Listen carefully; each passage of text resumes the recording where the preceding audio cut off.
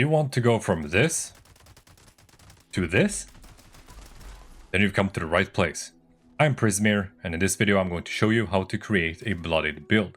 More specifically, a Commando Bloodied build. Don't worry if you don't want to use the Commando build, which means mainly playing around with automatic rifles. You can still use the base Bloodied build to specialize into whatever you want to, whether it be melee, heavy or whatever. Before we get into it, I do want to mention two things. You will still be quite tanky despite being on low health.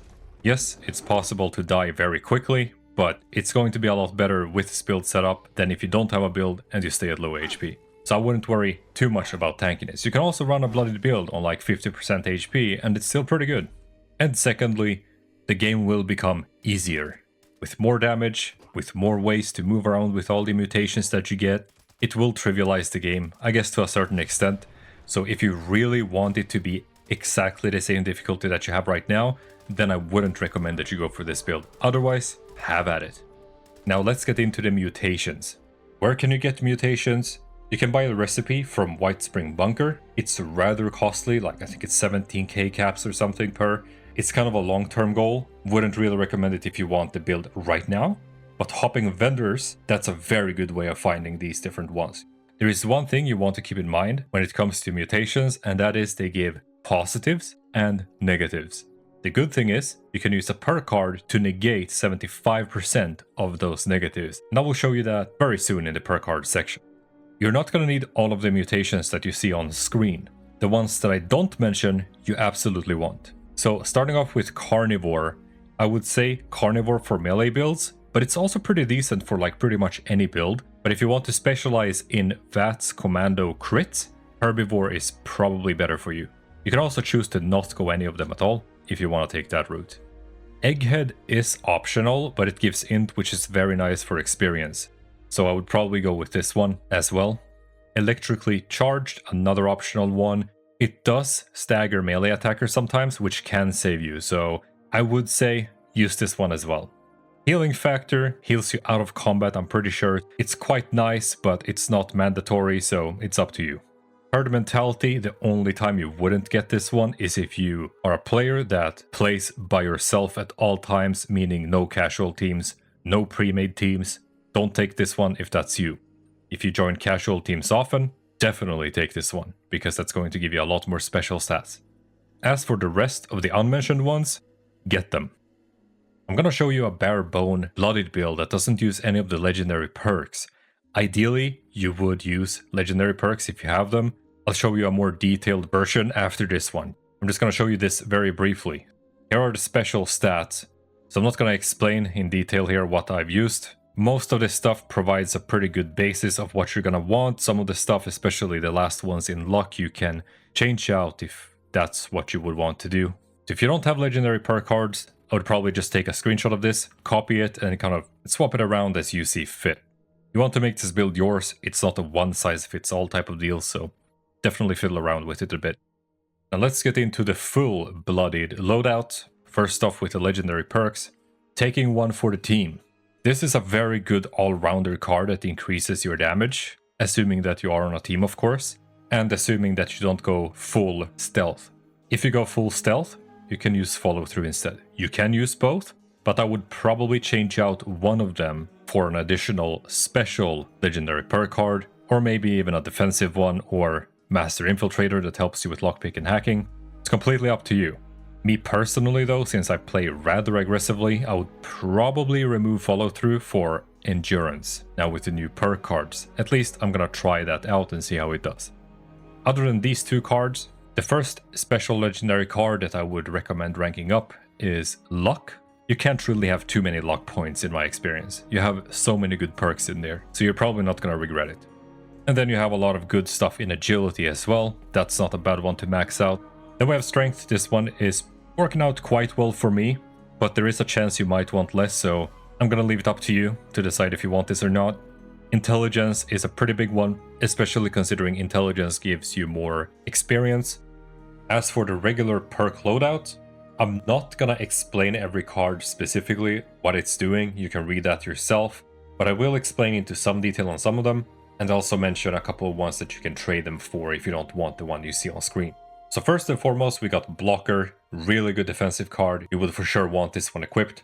I have 6 strength points, currently using bare arms. I find that the 3 extra points really give me kind of good versatility. I can change to Bandolier or Traveling Pharma, not that I need that, but you might. Obviously, if you're going for a melee build, you want more points in strength. So keep that in mind, whatever build you want, you're gonna want more points in that one specific special tree. As for perception, it's pretty straightforward. Everything that's going to boost your automatic rifles. Concentrated fire is a good staple, which is going to let you target a specific limb, which lets you hit a weak spot, equals more damage. Tank Killer for rifle armor pen, round pounder, reload speed, up to you if you want it or not, and then simply commando 3, 3, and 2 to max out the tree for damage. Endurance, fireproof, fantastic defensive perk, absolutely want that one. Radical, super good efficient card, recommend that one as well. There's a new card, Thirst Quencher, that increases your max AP based on your endurance. I would definitely pick this one as well, kind of no matter which field you have, but especially for VATS, it's going to help you a lot by just giving you more AP, of course. We also have 2 other new cards that I want to try to string into this build. Natural Resistance, Fire Damage, Poison Damage, Cryo Effect, and Energy Damage. It's a pretty damn good perk card overall. Iron Stomach, just regular damage reduction. Might not want this, especially if you have a lot of damage resist already. This one doesn't really do that much. Moving on to Charisma. Tenderizer 2 whenever I'm in combat. This is one of the specials that I actually swap out cards a lot, you know, depending on the situation. But if you're in combat, Tenderizer 2, I also share it with my team. Then of course Strange in Numbers to boost our mutations. If you have a teammate that's also mutated, gives you plus 25%. Beautiful. Inspiration, of course, because of the extra experience gain in a team.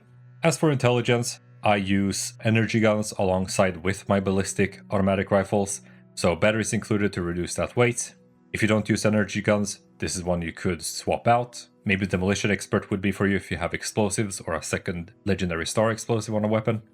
Nerd Rage, obviously a very good card, use it. And all of the science perks just to boost my energy damage. In agility, we got Escape Artist, very good card for any sneak build. Action Boy and Sneak, both of these cards, it kind of depends, but if you've never made a build before and you're not quite sure what you're doing, I would probably recommend you to have both of them active. Adrenaline, of course, for massive damage, want to max that out. Gun Fu, you can have this one on just the 1 rank, just so you swap targets when you kill enemies. If you want to go for that extra damage between the kills though, you probably want to max this one. Would I recommend it? It's kind of tricky to use, probably not recommended in general, but you can fiddle around with it if you want, otherwise you can swap it out for something else. And if you're going full sneak, you can use stuff like Mr. Sandman and Covert Operative.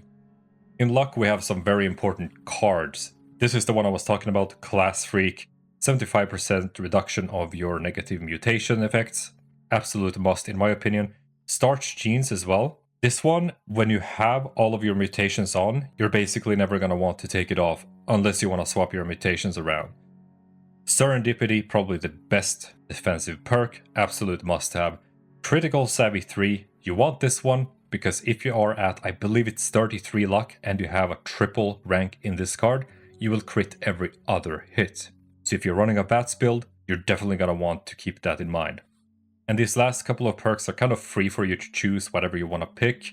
I mean, Better Criticals 1, I use that one, it's a good one, it gives 50 extra crit damage. Rank 3 gives 100%, so the first rank is the best value. You can max it out if you want to. You also have Bloody Mess that increases damage. And you also have Ricochet 2, which I use for a little bit of extra defense. Now as for the weapons and legendary effects that you're going to want, let's start out with the weapons quickly for sneak builds. The Fixer is an incredible sneak weapon, probably the best if you're going to go a complete sneak build. You also have stuff like a Silenced Handmaid, Elder's Mark, you know, any silenced gun really. But you also have non-silenced, non-sneak Commando VATS weapons. Railway Rifle, even though it got nerfed, it's still pretty good. You can use Enclave Plasma Rifles or Flamer. You can use kind of a mix between the two as well. That's what I do in general. You can even mix in a heavy gun and an auto melee perhaps. As for the effects you're going to look for, especially with automatic weapons, Quad is a really good one to have. You can also use Bloodied or Anti-Armor. Bloodied is, I think, a little bit better in general, but they're not that far apart. So quad, bloodied, anti-armor. On the second star, you're gonna want 25% weapon speed, explosive bullets, or 50% crit. Maybe 50% advanced hit chance, but that's kind of inferior to the rest, but it can be used in niche situations. As for the third star, minus 25% action point cost is going to be your main legendary effect that you're looking for. But here, there are also some niche situations where you can use like 50 break, or maybe even 15 crit refill. So it's not all set in stone, but there are your main effects that you're going to want to be looking for. In terms of armor, you have the covered scout armor, which you would also be using with a Secret Service chest piece for the jetpack. Very good for stealth, but it's not the tankiest. My recommendation is actually Civil Engineer armor. It has a damage resist on par with the covered scout armor, but it has the highest energy resist in the game, I believe. So that's going to help out to a certain extent. But the main reason that we want this is for the set effect. The weapons break 35% slower. Think about if that's something you want or not. Maybe you have no trouble with repairing your weapons. I personally find it to be a really nice quality of life thing to have this type of armor. As for the legendary effects on armor, you're going to want Unyielding, of course. That's the 1 star that you want. Second star, you have some good options like AP regen, maybe Intelligence for that extra experience. Weapon weight reduction on the 3rd star is a very big one. I think it's the most used one because it's just amazing to not have to worry about weight that frequently. You're also going to want an Under Armor. There are a couple of different ones. I personally use the Secret Service Under Armor. I think you can buy it for gold bullion if I'm not mistaken. And then the Shielded Lining, that's going to give you, apart from the damage resist that you get by default, you get the Strength, Perception, and Endurance. Power Armor though is a bit different because we don't have Unyielding on this. So Overeaters, make sure you fill your hunger and thirst meters up when you use this, and you're going to be very, very tanky in Power Armor. You're going to want to modify your weapon. Of course, the receiver. Automatic is what you need if you're going with this specific build. Otherwise, you can just fill around. As for magazines, it's a bit tricky. You can get some armor penetration on some of the weapons, faster reload, or a bigger magazine. It kind of depends on what you want to play with.